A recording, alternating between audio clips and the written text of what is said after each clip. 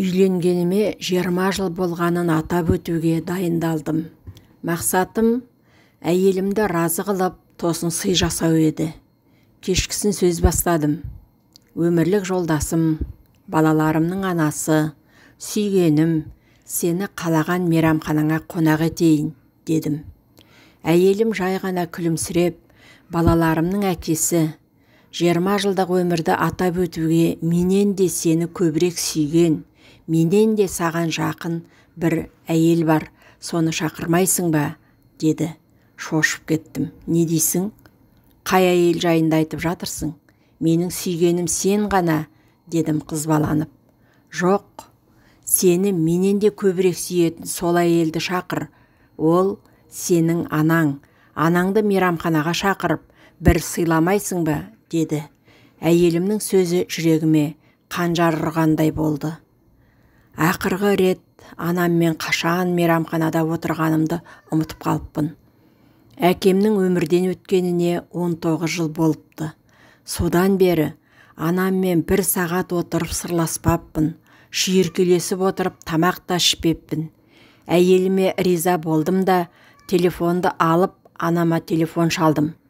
Апа, демалыс күні мен сізді қалаған мейрамханаңызға мейман етейін, келесіз бе, дедім. Сөйтсем, анамның ойы басқа екен. Балам, не болды? Тыныштық па?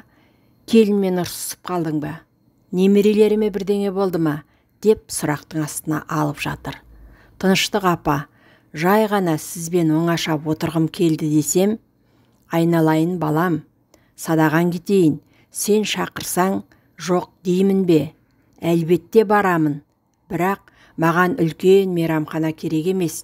Есіңде ме? Әкең тірі кезде ауылдың шетінде бір кішкене кафе бар еді ғой, сол жерге барайық, деді анам. Болды апа, демалыс күні барамын, дедім, жүрегім тулап. Демалыс күні машинамды мініп, өзім өскен, жалғыз анам тұрып жатқан қара шаңыраққа келсем, анам мені тағатсыздана күтіп сыртта жүр екен. Мен жанына келіп тоқтадым. Апам сондай сұлу болып кеткен, көңіл бөліп, апамның үстіне қарап, бұл көйлекті қайдан алдыңыз? Керемет жарасып тұр сізге, дедім. Осыдан 19 жыл бұрын өлер алдында әкең алып берген көйлек қой, деді апам онша мән бермей.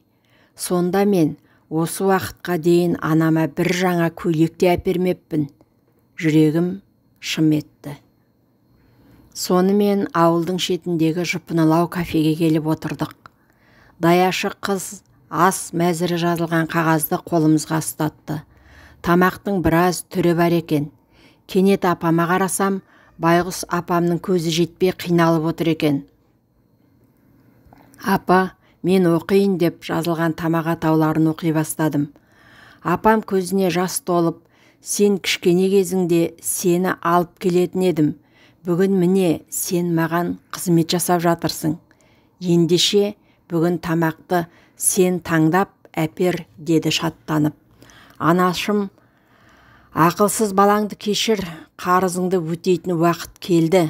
Осынша жылдар қарыздарымды өтемей келіппін, деп іштей жезіліп, өкініп отырмын. Апам аз ғана тамаққа тапсырыс берді.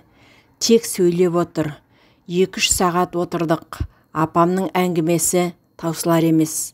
Марқұм әкем жайында, бауырларым жайында, менің балаларым жайында әңгіме бітер емес. Кафе жабылар кезде алтын анашымды машинаға отырғызып, үйге әкелдім. Жолда апам өзін көршілерінің, құрбыларының асыға күтіп отырғанын айтты. Сен телефон шалғалы бері барлығына мені ұлым мейрамханаға шақырды деп мақтана айтып едім. Олар енді не болар екен деп күтіп отыр, деді. Құдай қаласа, қазір барып, бәрін айтып беремін, деді апам мақтанышпен. Машинадан түсерде апам менің маңдайымнан сүйіп, алтыным, балам, бұл кездесуіміздің мен үшін қандай бақытты кездесу болғанын білген жоқсың. Балам, сенен бір өтінішім бар. Жоқ демегін, уәде берсең айтайын, деді. Апа, уәде берем, айтыңыз. Онда менің өтінішім осы кафеге тағы бір рет отырсақ, менің ішімде әлі айтарым көп. Сенің дидарыңа, жазық маңдайыңа тойған жоқпын. Апажан, сен айтқан күні келемін десем, менің бір шартым бар деді. Не шарт? Келесі келгенде кафенің ақшасын мен төлейін, сенің бала шағаң бар ғой, деді. Мақұл деп келістім де үйге қайттым. Бір жұма өткенде кенеттен суық хабар келді. Мен анамның шақыруын тағатсыздана күтіп жүрсем, анам дүниеден өтіпті. Бауырмал, мейірімді, мейірімділік символы болған қайран анам. Бірнеше жыл болған басыңдағы қатерлі ісік жайында айтпапты ол баласына. Анамды арулап, ақырғы сапарға шығарып салдық. Бір күні анам екеуміз отырған кафеден шақыру келді. Осы біздің кафеден 2 адам қонақ болып кетсеңіздер, деген. Өмірлік жолдасым болған әйелім екеуміз келдік. Апам екеуміз отырған үстелді жасап қойыпты.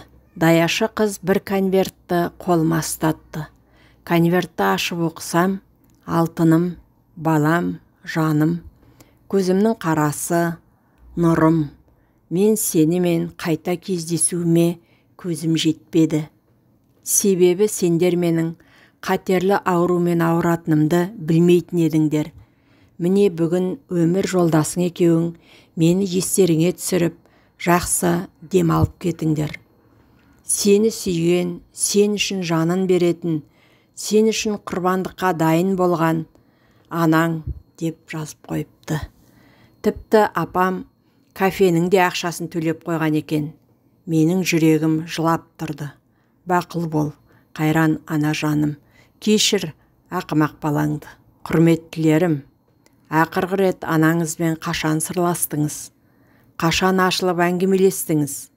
Соңғы рет қашан оны қуанттыңыз? Ойланып көріңізші. Анаңыз үшін дұға жасадыңыз ба? Алла ата-аналары барларыңыздың, ата-аналарыңызға баянды ғұмыр берсін.